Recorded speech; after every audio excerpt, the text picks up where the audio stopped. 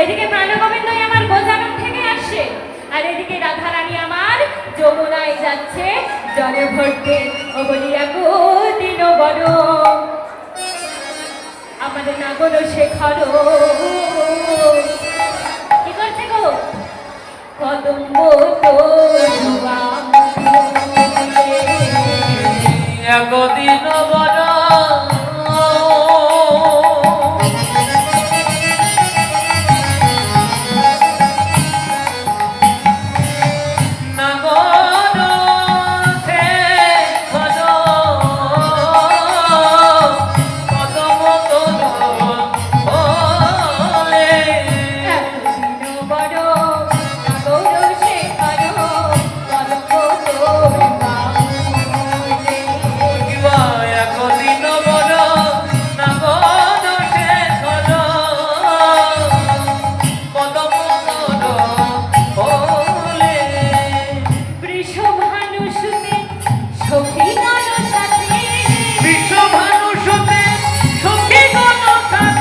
হরি বিশ্বভানু সুতে সখীগণ সাথে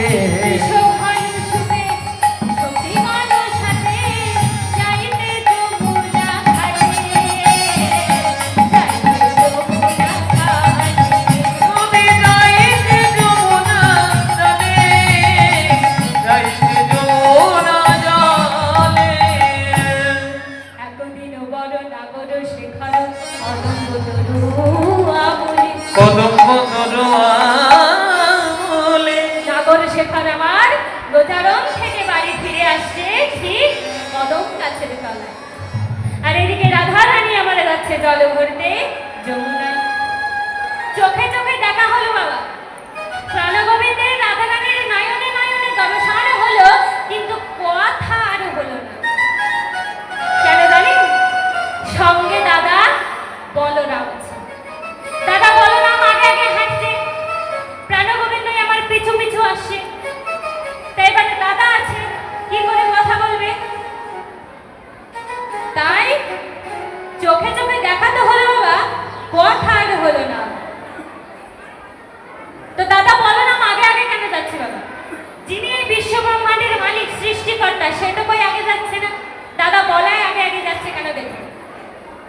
একদিনে সংবাদ এলো বাবা, রাবণ পুত্র মেঘনাথকে বধ করতে হবে। বলে রাবণ পুত্র মেঘনাথকে বধ করতে হবে। কে বধ করবে? না যে 12 বছর অনাহারে। এমন কি কেউ আছে যে 12 বছর অনাহারে থাকে? না, রাবণ পুত্র মেঘনাথকে বধ করতে হবে। 12 বছর যে অনাহারে আছে সেই একমাত্র বধ করবে। তখন রামের ছোট ভাই লক্ষ্মণ এসে বলছে, দাদা আমি ওই মেঘনাথকে বধ করতে পারবো। বলে কি করে? না আমি 12 কি দাদা, আমি 14টা বছর না খেয়ে আছি, 14টা বছর অনাহারে।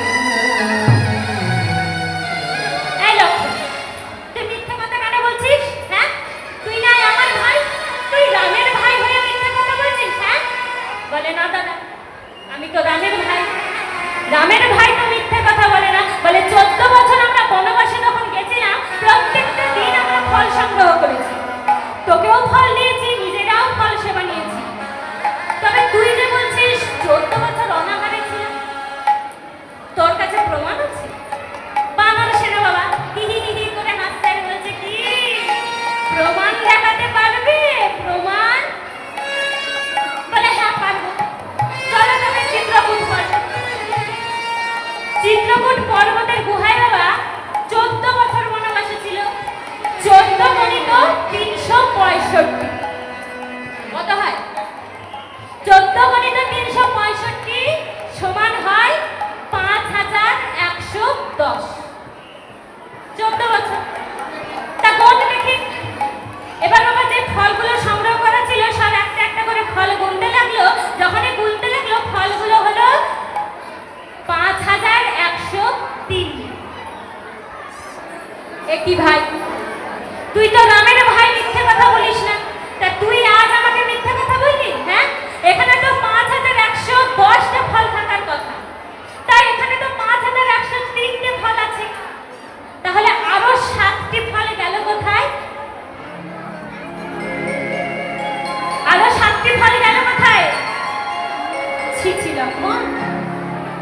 স্বপ্নেও ভাবিনি তুই আমার ভাই হয়ে মিথ্যা কথা বললি ভাই।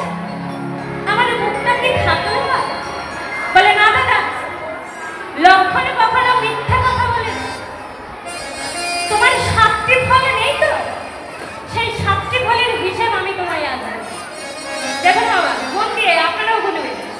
বলছে আমি 7টি ফল কই বল? বলে দাদা, যেদিন আমরা বনবাসে এলাম, বনবাসে আসার সময় যখন আমরা পিতার মৃত্যু সংবাদ শুনি, আমাদের পিতা দেহ ত্যাগ করেছে, যখন শুনলাম সেই দিন কি আমরা ফল সংগ্রহ করেছিলাম? সেদিন তো আমরা ফল সংগ্রহ করি, সেদিন তো আমরা হাপিতা প্রাণ পিতা বলে কেঁদে কেঁদে বেড়াচ্ছিলাম। সেদিন আমরা কখনো ফল সংগ্রহ করি একদিন বাবা। দাদা, যেদিন রাবণ মা সীতাকে হরণ করে নিয়ে গিয়েছিল, সেদিন তো তুমি হাসিতা প্রাণ সীতা বলে কেঁদে কেঁদে চারিদিকে মা সীতাকে খুঁজে বেড়াচ্ছিলে। সেদিন কি আমরা ফল সংগ্রহ করেছিলাম? দুদিন। দাদা, যেদিন যুদ্ধে আমাকে শক্তিশালী বাণ মেরেছিল, সেদিন তো তুমি আমার সঙ্গে কাতর হয়ে আমার প্রাণ কি করে ফেরাবে তা নিয়ে ব্যস্ত ছিলে। সেদিন কি আমরা ফল সংগ্রহ করেছিলাম? 3টে হলো বাবা। পিতা মারা গেছিল সেদিন, মা সীতাকে হরণ করেছিল সেদিন, যেদিন লক্ষণকে শক্তিশালী বাণ মেরেছিল সেদিন। দাদা, যেদিন তুমি মা সীতাকে ছাড়া থাকতেই পারছিলে না, সোনার মায়া সীতা বানিয়েছিলে, সেদিন তো সারা সারা দিন ওই মা সীতার দিকেই নয়ন ভরে তাকাচ্ছিল। সেদিন কি আমরা ফল সংগ্রহ করেছিলাম? 4 দিন। দাদা, যেদিন আমাদের 2 ভাইকে সর্পবাণ মেরেছিল, যেদিন আমরা 2 ভাই সর্পবাণে আবদ্ধ ছিলাম, সেদিন কি আমরা ফল সংগ্রহ করেছিলাম? 5 দিন। দাদা, যেদিন বলি রাজা আমাদেরকে পাতালে নিয়ে যায় বলি দেওয়ার জন্য, সেদিন কি আমরা ফল সংগ্রহ করেছিলাম? করেছিলাম। করিনি। 6 দিন। দাদা, যেদিন তুমি রাবণকে বধ করেছিলে, সেদিন আনন্দে আত্মহারা হয়ে আমরা চারিপাশে শুধু ঘুরে ঘুরে বেড়াচ্ছিলাম। হরি বল, হরি বল, হরি বল। হরি বল, হরি বল। সেদিন কি আমরা ফল সংগ্রহ করেছিলাম? হলো মা 7 দিন? হলো 7 দিন? তাহলে কোন কোন দিন? যেদিন পিতা মারা গেল সেদিন, যেদিন রাবণ পিতাকে হরণ করলো সেদিন, যেদিন লক্ষণকে শক্তিশালী বাণ মারলো সেদিন, যেদিন মায়া সীতা তৈরি করেছিল রাম সেদিন, যেদিন 2 ভাইকে সর্পবাণ মেরেছিল সেই দিন, যেদিন বলি রাজা তাদেরকে পাতালে নিয়ে গিয়েছিল বলি দেবে বলে সেই দিন, আর রাবণ বধ। বলে ওরে ভাই, নেহাতি তুই আমার ভাই, তুই যদি আমার দাদা হতি, তাহলে আমি আমার এই অন্যায়ের ক্ষমা স্বরূপ তোর চরণ দুখানি ধরে একবার প্রণাম করতাম। ওরে, এই যুগেতে আর হলো না, আগত দাপর যুগে যেদিন আমি ভগবান শ্রীকৃষ্ণ রূপে জন্মগ্রহণ করব, সেদিন তুই হবি আমার বড় ভাই বলরাম। আর সেদিন আমি তোর চরণ দুখানিতে হাত দিয়ে প্রণাম করে আমার এই ক্ষমা চেয়ে নেব নিদায়। হরি বল, হরি বল, হরি বল। আর তুই প্রত্যেকটা ক্ষেত্রে আমার আগে আগে থাকবি।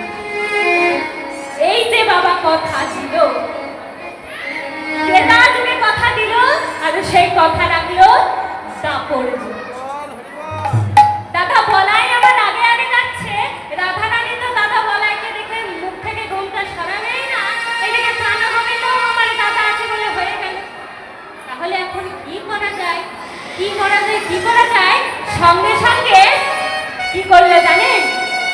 বলি রসে রসে খর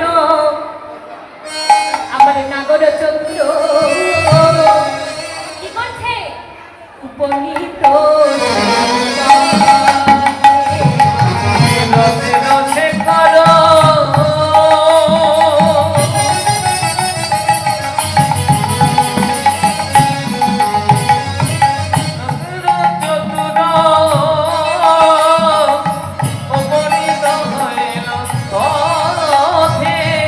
রসে খর নাগর চতুর উপনীত সেই পথে। রসে রসে খর নাগর চতুর উপনীত পথে। কেশব রসিয়া বচনের ছলে কেশব রসিয়া বচনের ছলে। আর কেশব রসিয়া বচনের ছলে কিবা কেশব রসিয়া বচনের ছলে। সঙ্গে তো করিলা তাকে সঙ্গে তো করিলা তাকে সংকেত করিলা তাতে সংকেত করিলা তাতে। রসে রসে খালো নাগর চতুর আমার কি করলো কথা যখন হলো না কথা তো বাবা বলতেই হবে কথা না বলে উপায় নাই তাই কি করলো কেশব পরশিয়া বচনের ছলে রাধারানীকে আমার কেশ অর্থাৎ চুল স্পর্শ করে চারটি আঙুল দেখিয়ে সংকেত করে চলে গেল আর রাধারানী আমার অবলা সরলা মেয়ে বাবা নিজে হাতে খাবার খেতে পারে না সেই নাকি আবার বলবে সংকেত বিশাল ব্যাপার। বলে ওরে সখী আমার প্রাণবধূ ওই কেশ স্পর্শ করে কি যে সংকেত দিল আমি কিছুই বুঝতে পারি না। বলে ওরে রাধে তোর প্রাণবধূ কি বললো জানিস তোর প্রাণবধূ কেশ স্পর্শ করে বলল কেশর কুঞ্জে আজকে রাত্রি 1 প্রহর 2 প্রহর 3 প্রহর 4 প্রহর যদি কেটে যায় তাও তোর সঙ্গে এসে মিলিত হবে। তা আমার প্রাণবধূ যখন বলেছে কেশর কুঞ্জে আমার সঙ্গে মিলিত হবে তাহলে চলে চলে সত্যি চল আমরা সবাই যাই গিয়ে কেশর কুঞ্জ সাজাই। তাই ললিতা বিশাখা অষ্ট সখীগণ আর রাধা রানী আমার বাবা কেশর কুঞ্জ সাজাচ্ছে কেমন ভাবে দেখুন ওগো তোমরা কুঞ্জ সাজাও গো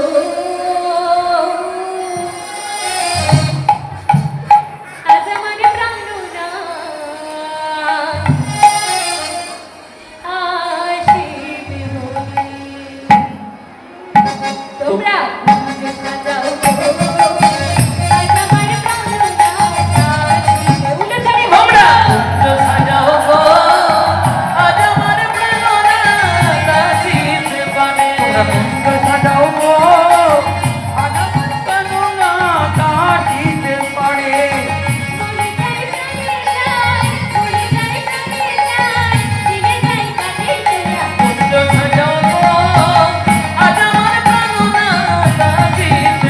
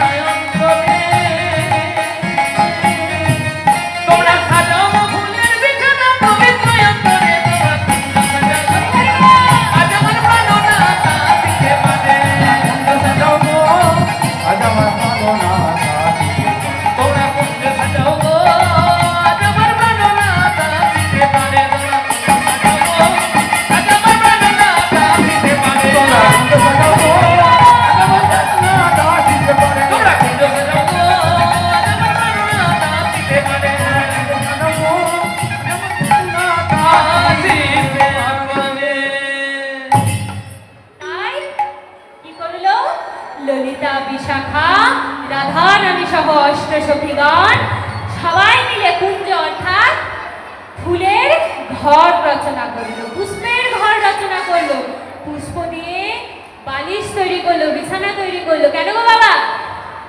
আজকে রাত্রি 1 প্রহর, 2 প্রহর, 3 প্রহর, 4 প্রহরও যদি কেটে যায়, তবু আমার প্রাণ গোবিন্দ এসে আমার রাধা রানীর সঙ্গে মিলিত হবে। এদিকে প্রাণবধূ আসবে বলে রাধা রানী আমাদের চন্দন ঘষেছে বাবা, গোলাপ ফুল ধরে সাজিয়েছে, একখানি সুন্দর মালা গেঁথেছে, তার বধূর গলে দিবে। এইদিকে কি হয়েছে দেখুন, এইদিকে গোবিন্দ যখন আমার ওই কদম গাছের তলে রাধা রানীকে সংকেত দেয় বাবা, দেখবেন সব পাড়াতে একটা করে কি বলবো গো, কুটিলা নাকি, সব পাড়াতে একটা করে কুটিলা থাকে। আপনাদের পাড়াতে নেই? আছে না? নেই? আছে তো বাড়িতে বাড়িতে বাড়িতে বাড়িতে নেই? হ্যাঁ, হ্যাঁ, না সব না, বাড়িতে। কালকে এক বাবা বলেছে। হ্যাঁ। কি বলেছে বলে তো? মনে আছে? হ্যাঁ, ও, বাজিতপুরে বাজিতপুরে চটিলা নয়। কুটিলা নেই, বুঝেছো? আমাদের দিকে আছে। ঠিক আছে? হ্যাঁ, হ্যাঁ। আমাদের ওইদিকেও আছে, জানেন তো? আপনাদের এদিকে নাই তো বেশ ভালোই লাগে। তা পাড়াতে আছে তো? যতই অস্বীকার করুন বাবা, পাড়াতে একটা কুটিলা থাকবে, হয়তো আমাদের মধ্যেই আছে, আর হয়তো নেই। দেখুন আমার ওই বাবা হাসছে, বুঝতে পেরেছে কার কথা বলছে সেটা, বুঝেছে? বাবা ঠিক করে ফেলেছে পাড়াতে কার কথা বলছে, তাই না? তা প্রত্যেক পাড়াতে একটা করে কুটিলা থাকে। সেই যুগেও বাবা কুটিলা ছিল, মানে এই যে কুটিল স্বভাবটা, মানে আমাদের ভাষায় কি বলে বলুন তো গোদা বাংলায়? কুটনামু করা নাকি? কুটনামু করাটা মানে দাপর যুগ থেকেই চলে আসছে। দাপর যুগেও ছিল, এখন কলি যুগে তো বাবা হচ্ছেই হচ্ছে, তাই না? 9কে 6 আর 6কে 9 করা কাজ। তা যখন প্রাণগোবিন্দ আমার কেশ স্পর্শ করে সংকেত দিল, সেখানে ছিল বাবা ওই রাধারানীর আর একখানি বোন আছে। কে বলুন তো? রাধারানীর আর একখানি বোন কে? চন্দ্রাবলী, তাই তো? এবারে চন্দ্রাবলীর বাবা একখানি সখী ছিল, সেই সখীর নাম ছিল পদ্মা। কোন রকমে বাবা পদ্মা কিন্তু সংকেতটা ঠিক বুঝে গেছে, ছুটতে গিয়ে পদ্মা বলছে, এই চন্দ্রা, চন্দ্রা, হ্যাঁ? তুই থাক, তুই ঘরেই বসে থাক, তোর কোনো কিচ্ছু হবে না। বলে কেন রে? তা অপন করে কেন বলছিস? কি হয়েছে? বোন, বলে কি হয়েছে? তুই যার জন্য এতদিন ধরে মালা চন্দনে গেঁথে গেঁথে বসে থাকলি, যার আশায় থাকলি, সে আজ রাত্রে কেশর কুঞ্জে রাধা রানীর সঙ্গে মিলিত হবে, আর তুই ঘরে বসে বসে বাতাসা করবি। এই ব্যাপার? বলে হ্যাঁ এই ব্যাপার, তোর দ্বারা কিচ্ছু হবে না, যদি আমি না থাকতাম তাহলে তো তুই জানতেই পারতিস। তা যখন জানলি এবার বল কি করা যায় বল। চন্দ্রারে, পদ্মারে, আমার মাথাতে তো কিছু আসছে না কথা, তা কি করি বলতো? কি করা যায় বলতো? এই চন্দ্র এক কাজ করলে হয় না? বলে কি? এক কাজ কর, এই যে গোবিন্দ তোর দুয়ারের পাশ দিয়েই তো যাবে, তোর দুয়ার পেরিয়েই তো যাবে। তা গোবিন্দ যখন তোর দুয়ারের কাছে আসবে, আমরা অন্ধকারে লুকিয়ে থাকবো চুপটি করে, হ্যাঁ? আর যেই আসবে ঠক করে ধরে আর ছাড়ো। বলে বেশ, তাই হবে, চল। এবার বাবা কি করেছে? পদ্মা আর চন্দ্রাবলী বাবা অন্ধকারের মধ্যে পদ্মা চন্দ্রাবলী যখন লুকিয়ে আছে, এদিকে প্রাণগোবিন্দই আমার তো জানে, এ বাপ রে, চন্দ্রাবলীর ভবনের পাশ দিয়ে যেতে হবে, আজ তো আমি শেষ না, কোনোভাবে ধরা পড়লে হবে না, কোনোভাবেই ধরা পড়লে হবে না, যে করেই হোক চুপি চুপি আমায় যেতে হবে। এবার গোবিন্দ কি করেছে বাবা? চুপি চুপি যে যাবে, তার রাঙা চরণের যে রাতুল নুপুর, সেটা খুলতেই। এবার চুপি চুপি যতই পা ফেলবো বাবা, ওই ঘুঙুরের শব্দ যাবে কোথায়? আর যেই না গোবিন্দ আমার চুপি চুপি আসতে গেছে, অমনি কি হয়েছে জানেন? ওগো লুলু ঝুলু লুলু ঝুলু, নূপুর বাজে। কেমন ভাবে বাজছে? বাজে গো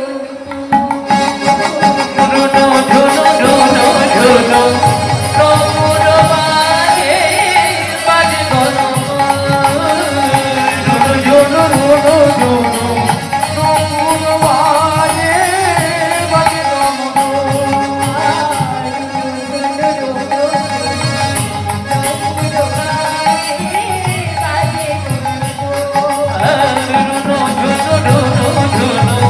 নূপুর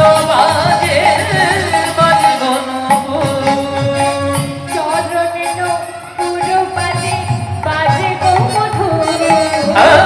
চরণে নূপুর বাজে, বাজে গো মধুর।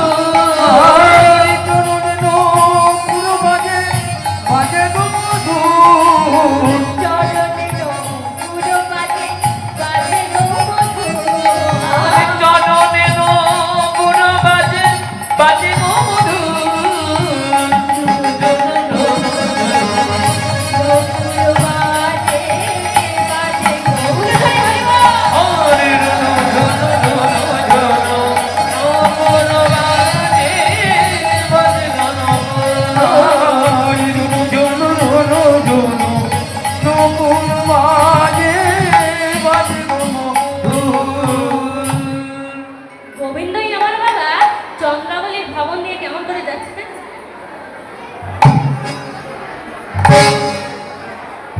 যেই না বাবা চন্দ্রাবলীর ভবনের সামনে গেছে, আর অমনি চন্দ্রাবলী গিয়ে কি ব্যাপার, আজ চোর ধরে ফেলেছি, আজ তো তোমায় ছাড়বো না। প্রতিদিন চুপি চুপি চলে যাও, কি ভাবো কি তুমি নিজেকে খুব চতুর ভাবো না? কিন্তু তুমি জানো না চতুরের চতুর কেউ আছে। আজ তো তোমায় ছাড়বো না। তাহা গোবিন্দ, রাধা রানী যেমন আমার বোন, আমিও তো রাধা রানীর বোন। ওর মধ্যে যা যা আছে আমার মধ্যেও তাই তাই আছে। বলো গোবিন্দ বলো, রাধা রানীর মধ্যে এমন কি আছে যেটাই আমার মধ্যে? তুমি নিদুই নিদুই রাধা রানীর মধ্যে যাও, রাধা রানীর সঙ্গে মিলিত হও, কিন্তু আমার মধ্যে আসো কেন? আসো হা গোবিন্দ, যদি কোনো ভক্ত তোমায় অন্তরে থেকে ডাকে, তবে কি তুমি সেই ভক্তের ডাকে সাড়া দেবে? ধরুন বাবা, এই সামনে একখানি পুকুর আর ওই দূরে একখানি কুয়ো। এক ভক্ত বাবা কুয়োর মধ্যে পড়ে গেছে, আর এক ভক্ত পুকুরের জলে পড়ে গেছে। কুয়োর মধ্যে যে ভক্তটা পড়ে গেছে তার অবস্থা এমন বাবা, এই প্রাণটা গেল বলে। কিন্তু পুকুরের মধ্যে যে ভক্ত পড়ে গেছে তার প্রাণটা কিছুক্ষণ হলেও সীমিত থাকে। কিন্তু ওই ভক্ত ভগবানকে ডাকবে, এই ভক্ত ভগবানকে ডাকছে। তাহলে আপনারাই বলুন বাবা, ভগবান কোন ভক্তের ডাকে আগে সাড়া দেবে? কোন ভক্তের ডাকে সাড়া দেবে গো? পুকুরের কুয়োর ভক্তটা প্রাণ গেল বলে, আর পুকুরের ভক্তটা বাবা প্রাণ অনেকক্ষণ সীমিত থাকবে। তাহলে কাকে আগে বাঁচাবে? কাকে আগে সাড়া দেবে? কার ডাকে গো? কুয়োর কুয়োর কুয়োর ভক্তের যদি প্রাণ চলে যায়, তবুও গোবিন্দই আমার আগে কুয়োর ভক্তের প্রাণ বাঁচাবে না।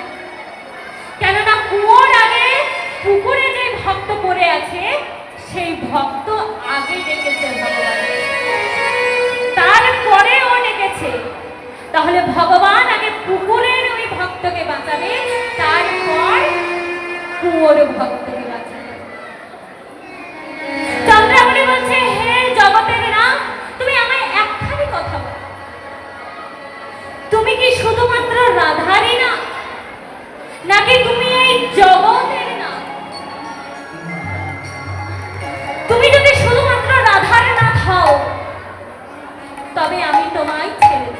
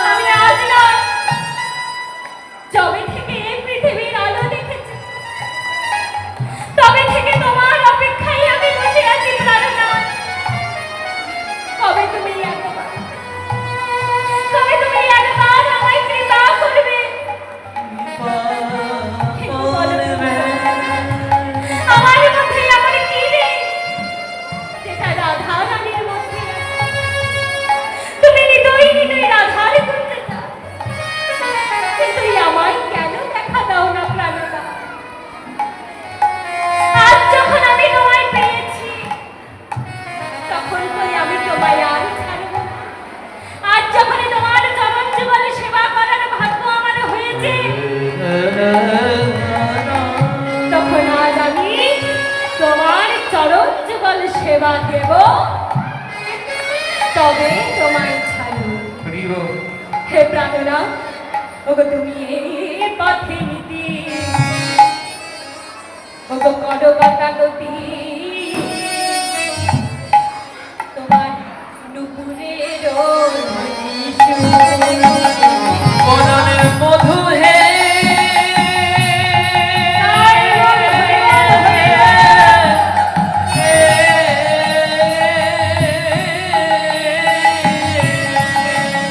তুমি এই পথে নীতি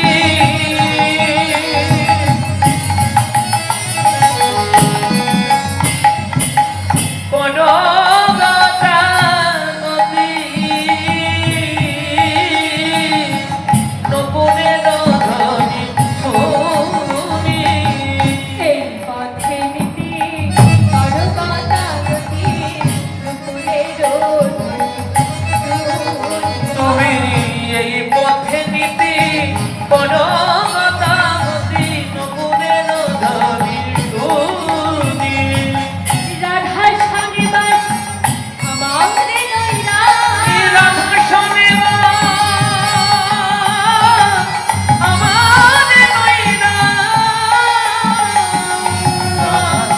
তুমি রাধা শনিবা ওই আমার নইরা রাধা স্বামী বাস আমার নৈরা, ও কই আমি বলছি একাকিনী, ওগো আমি বলছি একাকিনী আমি বলছি একাকিনী আজ তোমাকে ছাড়বো না, বলি আজ তোমাকে ছাড়বো না আজ তোমাকে হরিব। ছাড়বো না, বলি আজ তোমাকে ছাড়বো না কি করে ধরলে যাবো ঘরে, আজ তোমাকে ছাড়বো না, মনে ধরে লয়ে যাব ঘরে আজ তোমাকে ছাড়বো না কি করে ধরলে যাবো ঘরে, আজ তোমাকে ছাড়বো না, তুই করে ধরে যাব ঘরে আবার মনে ধরে লয়ে যাব ঘরে মনে ধরে লয়ে যাব ঘরে ওই আমার আমার প্রাণ গোবিন্দ ধরে ধরে লয়ে যাব ঘরে ওই আমার আমার প্রাণ গোবিন্দ ধরে ধরে লয়ে যাব ঘরে ওই আমার আমার প্রাণ গোবিন্দ আজ তোমাকে ছাড়বো না হে প্রভু, তুমি তো নিতই নিতই এই পথে যাওয়া আসা করো, আমি প্রতিনিয়তই তোমার নুপুরের ধ্বনি শুনতে পাই, কিন্তু একদিনও আমি তোমার দেখা পাই না, একদিনও আমি তোমায় ধরতে পারি না। হে জগতের নাথ, আমি মনে মনে মন করেছিলাম এমন একটা দিন আসবে আমি তোমায় অন্তরের থেকেও বেশি ভক্তি দিয়ে যদি ডাকা যায়, সেই ভক্তি দিয়েই আমি তোমায় ডাকব। এই ভেবে গো প্রভু, যদি তুমি আমার ডাকে একবার সাড়া দাও, যদি তুমি একবার আমায় কৃপা করো, আর সেই সুযোগ আমি আজকে পেয়েছি, তাই হে অনাথের নাথ, আজ তো আমি তোমায় ছাড়ব না, আজ আমি তোমার চরণ যুগলে সেবা দেব, তবে তোমায় ছাড়ব। চন্দ্রাবলী বাবা এই বলে গোবিন্দের হাতটাকে ধরে টানতে টানতে নিয়ে গিয়ে তার কুঞ্জের মধ্যে নিয়ে গোবিন্দ সেবা দিচ্ছে। চন্দ্রাবলী যখন গোবিন্দ সেবা দিচ্ছে, এদিকে আমার রাজবাড়ানির অবস্থা দেখো।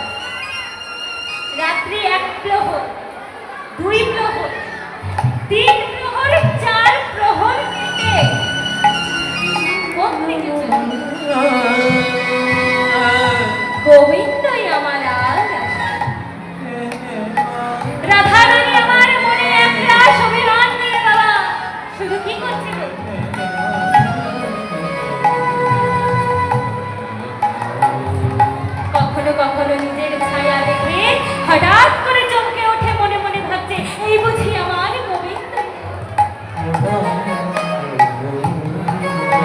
গোবিন্দই আর এলো না।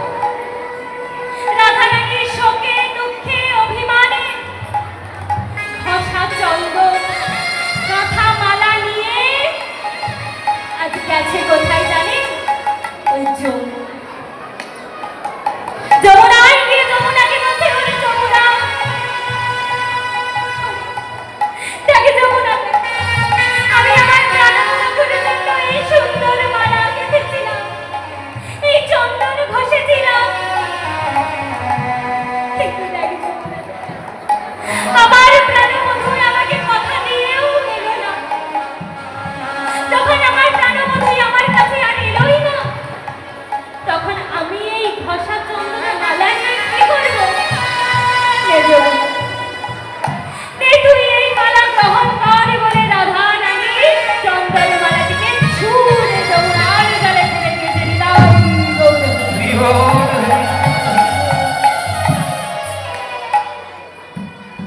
যমুনা বাবা এক ঢেলে মালাটি গ্রহণ তো করলো, কিন্তু আর এক ঢেলে মালাটি রাধা রানী। যমুনা বলছে, কে রাধে, যেই মালা চন্দন গোবিন্দ সেবায় লাগেনি, যেই মালা চন্দন অপ্রসাদে, আমি এই অপ্রসাদী মালা কি করে গ্রহণ করিব? তাই আমি এই অপ্রসাদী মালা আর দেব না। তুমি এই মালা চন্দন নিজে ফিরিয়ে নিয়ে যাও। যমুনা বলে, রাধে গো রাধে, ওই আমি অপ্রসাদী মালা আর দেব না। আমি অপরাধী মালা আরে নেব না। আমি অপরাধী মালা আনি নেব না। আমি অপরাধী মালা আরে নেব না। যাও যাও রাধে, হরে লয়ে অপ্রসাদী মালা আর দেব না। বলি যাও যাও রাধে ঘরে লয়ে অপ্রসাদী মালা আরে নেব না। রাধে যাও, এই অপ্রসাদী মালা চন্দন নিয়ে তুমি ঘরে ফিরে যাও। আমি যে এই অপ্রসাদী মালা চন্দন গ্রহণ করতে পারি না।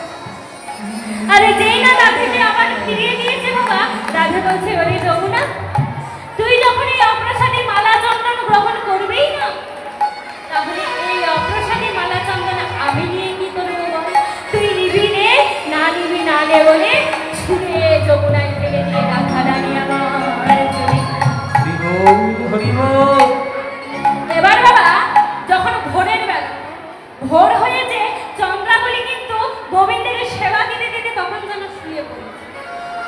আর যেই চন্দ্রাবলী শুয়ে পড়েছে, গোবিন্দই আমার মনে মনে ভাবছে, এই সুযোগে আমাকে চলে যেতে হবে। আমি যদি এখন না যাই, যদি চন্দ্রাবলী জেগে যায়, তবে তো আমার আর যাওয়া হবে না। এই বলে গোবিন্দ বাবা দেখ কোথায়? রাধা রানী। এইদিকে প্রভাতকাল হয়েছে দেখে সখীগণ রাধা রানীর কাছে গিয়ে বলছে, কই রে রাধে, এই রাত, বল কেমন কাটালি গত নিশি তোর প্রাণবন্ধুর সঙ্গে? এই রাত, এই কি রে, তুই কথা বলছিস না? এই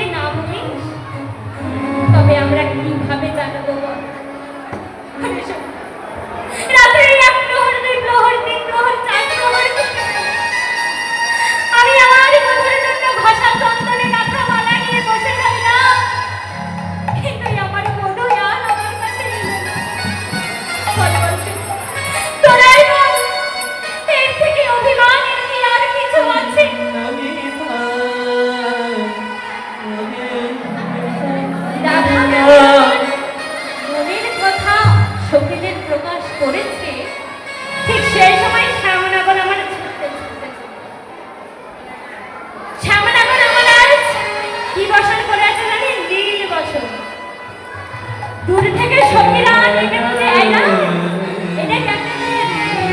কি ব্যাপারটা? দাদা বলাই আসছে মনে হচ্ছে। দাদা বলাই আসছে ভেবে রাধারানী ছুটতে গিয়ে একখানে আসন দিয়ে মাথায় বাবা ঘোমটা নিয়েছে। বসুন দাদা। যেই বসুন দাদা বলে এদিকে মুখ ফিরেছে, শ্যামানগর মনে মনে ভাবছে, দাদা, আমি আমার মুখে থেকে দাদা হলাম। বাবা, সখীরা বাবা শ্যামনগরের দিকে এক পানে চেয়ে আছে। সখীরা বলছে, এই শ্যামনগর, তুমি যে কথা দিলে রাধারানীর সঙ্গে মিলিত হবে, তা এই বুঝি তোমার আসার সময় হয়েছে? আরে যেই না শ্যামনগর বলেছে বাবা, অমনি রাধারানী পিছু ফিরে গেল। রাধারানী পিছু ফিরে চেয়ে শ্যামনগরের গগনখানা মাথা থেকে পা অবধি একবারে দেখে আবার পিছু ফিরে গেল। তাহা গো শ্যামনগর, তা তুমি আবার কবে থেকে এই নীল বসন করতে শুরু করলে? হ্যাঁ, গোবিন্দই আমার মনে মনে ভাবছে, সর্বনাশ হয়ে গেল, আজ আমি শেষ। কি বলতো, আসলে যে বলি, চতুরের শিরোমণি বাবা কিছুতে একটা খুঁজে বের করে গেল। ওই আর কি আছে, কালকে রাতে দাদা বলাইয়ের সাথে শুয়েছিলাম তো, তাই আর কি ওই দাদা বলাইয়ের আর আমার বসনটা একটু অন্ধকারে পাল্টাপাল্টি হয়ে গেছে। তা দাদা বলাই শুনেছিলাম যে ধুতি পরে, তা কবে থেকে আবার শাড়ি পরতে লাগলো কে জানে? ইঙ্গিত করে বলছে বাবা, কবে থেকে আবার শাড়ি পরতে লাগলো কে জানে? তা বেশ, তা দাদা বলাই না হয় একদিন শাড়ি পরেছে না? তোমার গালে ও কিসের সিঁদুরের দাগ? আসলে কি বলে তো সখী, এই সিঁদুরের দাগ ও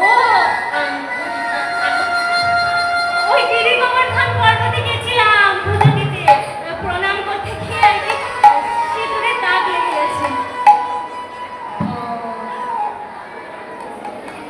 তা বেশ হলো। তা তোমার আবার কপালে কাজল কোথা থেকে লাগলো? হ্যাঁ, কাজল কোথা থেকে লাগলো? আর তোমার এই পুরো অঙ্গের ক্ষতের দাগই বা কিসের? যেই না বাবা এই কথা বললো, অমনি রাধারানী আমার মান করে বসলো, নিতাই গৌর হরি হরিবোল হরিবোল হরিবোল। কি মান করলো? অলহন্তরিতা। ইয়া সখীনাম পুরাবত প্রতিত বল্লভ জীশা। ঈশা। কলহন্ত হরিষা। কলহন তনিতা ঈশা। যে সখী তার সম্মুখ থেকে নিজ প্রাণবল্লভকে বিতাড়িত করে, পরক্ষণে সেই প্রাণবল্লভের জন্য অনুশোচনা বোধ করে, তাকে বলে কলহান্তরিতা। রাধারানী আমার প্রাণ গোবিন্দের উপর মান করেনি, রাধারানী আমার অন্তরে মান হয়েছিল, কলহ হয়েছিল কোথায়? অন্তরে।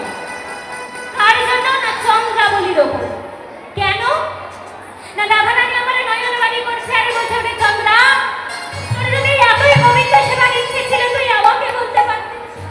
যেই গোবিন্দের কোমল অঙ্গ একটু ক্ষত হবে, একটু লাগবে, তার ভয়ে আমি কত যত্ন করে সেবা করি, আর সেই গোবিন্দের কোমল অঙ্গকে তুই আজ ক্ষত বিক্ষত করে দিয়েছিস চন্দ্রা। এই যে রাধারানী মান করলো বাবা, রাধারানী যেই মান করলো, অমনি প্রাণ গোবিন্দ ছুটতে গিয়ে রাধারানীর চরণ যুগল মুখানে ধরে কক্ষের কাছে নিয়ে বলছে, রাধে, এবারের মতো তুমি আমায় ক্ষমা করে দাও রাধে। রাধে, কোন ভক্ত যদি অন্তর থেকে আমায় ডাকে, তবে কি আমি সেই ভক্তের ডাকে সাড়া না দিয়ে কি করে যাই বলো? একেবারের মতোই আমায় ক্ষমা করে দাও। এই করতে করতে বাবা চরণ যুগল দুখানি কক্ষ হতে আস্তে আস্তে আস্তে আস্তে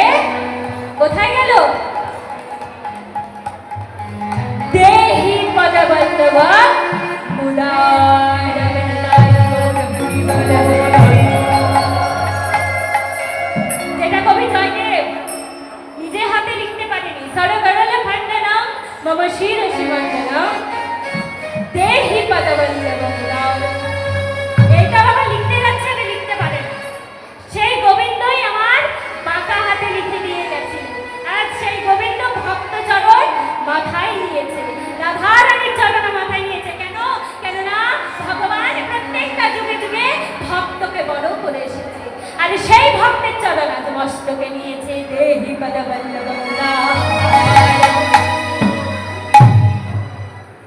যখন তাও রাধারানীর মান ভাঙলো না, গোবিন্দই আমার সেখান থেকে চলে গেল আর বলে দিয়ে গেল, রাধে তুমি আমায় বিতাড়িত করলে, তুমি যখন আমাকে বিতাড়িত করলে আমি রাধা কুণ্ডের জলে ঝাঁপ দিয়ে প্রাণ ত্যাগ করলাম।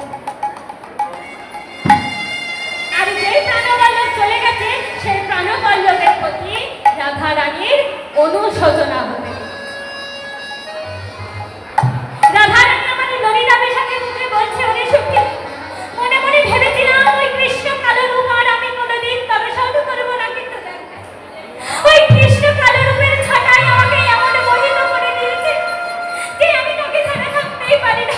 আমি চাচ্ছি একেবারে যা, একেবারে গিয়ে তোরা আমার প্রাণবল্লভকে আমার কাছে এনে দে। তাই তুই যখন জানিস তুই তোর প্রাণবধূকে ছাড়া থাকতে পারবি না, তখন তাকে বিতাড়িত করলি কেন? বিতাড়িত যখন করেছিস তখন থাক, আমি তোর প্রাণবধূকে আনতে যাব না। যে এই কথা বলেছে বাবা, অমনি রাধা রানী আমার মাটিতে পড়েছে। আর যেই না মাটিতে পড়ছে গেছেন, সখীগণ এসে বলছে, রাই এ কি হলো তো? না রাই, একবারের জন্য আমরা তো তোর সঙ্গে মজা করছিলাম। ওরে রাই তুই আমাদের পরম সখী, তোর কষ্ট হয় এমন কাজ কি আমরা করতে পারি? একবার কথা বল। যেই না বাবা রাই ধরি নয়ন মিলেছে, ললিতা বিশাখা সখী বলছে, রাই দে রাই, আমরা তো তোর প্রাণবল্লভকে খুঁজতে যাব। দে রাই কিছু পাথেয় দে। পাথেয় ছাড়া তো কোনো কাজ না। আপনি ধরো নিজের বাড়ি থেকে মেয়ের বাড়ি যাবেন ঘুরতে, যদি আপনার কাছে টাকা পয়সা না থাকে তাহলে যেতে পারবে? ভাড়া ছাড়া কি করে যাবে? তা দে রাই দে কিছু পাথেয় দে। পাথেয় ছাড়া আমরা যাই কি করে? বলে নিয়ে সখী তোরা আমার সোনা দানা গয়না গাড়ি আমার মন প্রাণ সব কিছু তোরা নিয়ে নে, কিন্তু একবার আমার গোবিন্দকে আমার কাছে এনে দে। যখনই বাবা এই কথা সখীরা বলল, তখন সখীরা রাধেকে বলছে, রাই আমাদের সোনা দানা গয়না গাটি মন প্রাণ জীবন যৌবন কিচ্ছু চাই না। রাই রে, ওরে রাই দে রে চরণ ধুলি দে, ওগো রাধে দে দে চরণ ধুলি দেরা যাত্রা করিতে দে চরণ ধুলি ভুলি গয়ে যাত্রা করি দে চরণ ধুলি ধুলি লয়ে যাত্রা করি দে চরণ ধুলি। দে রাই দে তোর চরণ ধুলি একটু দে রাই, তোর চরণ ধুলি লয়ে, তোর চরণ ধুলি মস্তকে লয়ে আমরা আজ গোবিন্দকে খুঁজতে যাব। আর রাই ধনি যেই না বাবা চরণ ধুলি দিয়েছে, অমনি সখীগণ এবার গোবিন্দকে খুঁজতে যাচ্ছে। কেমন করে দেখুন, আরে কি বা কি করে যাচ্ছে গো? ওগো জিতি গুঞ্জন গতি মন্থর, কুঞ্জরগতি মন্থর গুঞ্জন গতি মন্থর, কুঞ্জরগতি মন্থর জলদশে বরনারী। কুঞ্জরগতি মন্থর করুণা গণনাদি গুঞ্জন গতি মন্থর, জলদশে বরনারী। গর্ভবতী মন্ত্র চলতে বড় নারী। এবার সখীগণে বাবা তাড়াহুড়ো করে যাচ্ছে কোথায়? প্রাণ গোবিন্দকে খুঁজতে। প্রাণ গোবিন্দকে খুঁজতে এবার প্রথমে কোথায় যায়? এই ললিতা কোথায় যাবি রে প্রথমে? চল প্রথমে বনটা একবার ঘুরে আসি চল। তাহলে কোন বন? যেখানে যেখানে হয় আপনি চল। এবার সখীগণে বাবা বনমাঝে গেছে, সেখানে গিয়ে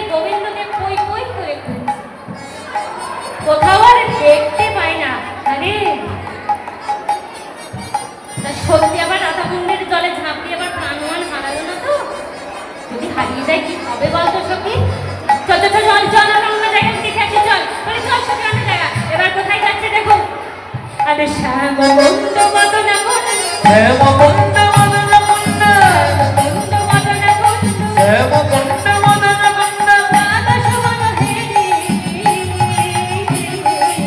হেমকুণ্ড মদন কুণ্ড দ্বাদশ বন হেরি বন্ধ বদন বন্ধ দ্বাদশ বন হেরি হেমকুণ্ড মদন কুণ্ড দ্বাদশ বন হেরি শ্যাম কুণ্ডের তীরে গেল রাধা কুণ্ডের তীরে গেল বাবা কোথাও আর গোবিন্দকে দেখতে পেল না। তখন ললিতা বলছে এই বিশাখা চল চল তো ওই পাহাড়ের চূড়ায় একবার দেখে আসি সেখানেও তো থাকতে পারে হ্যাঁ চল একবার দেখে আসি বলে চল তাই এবারে সবাই দ্বাদশ বন ঘুরে টুরে যেই না বাবা পাহাড়ের চূড়ায় গেছে দেখছে সেখানেও গোবিন্দ ললিতা বলছে আরে সত্যি সত্যি আবার মরে টরে গেল নাকি মরে গেলে তো বাবা আমাদের খুব জ্বালা এই রায়কে নিয়ে না সত্যি জানেই যখন থাকতে পারবে না অত ইয়ে কি আছে হাই খুঁজবো বলতো চল একবার রায়ের কাছে যাই ছুট্টি রায়ের কাছে গিয়ে বলছে আরে রায় তুই শোন তুই যখন জানিস যে তোর প্রাণবল্লভ তোকে ছাড়া আর থাকতে পারবে না তাহলে মান করার কি আছে হ্যাঁ আরে কি বা শোনে রসিক নাগরের সনে বল তো তুই আমাকে বল কেন বা করিবি হেন রসিক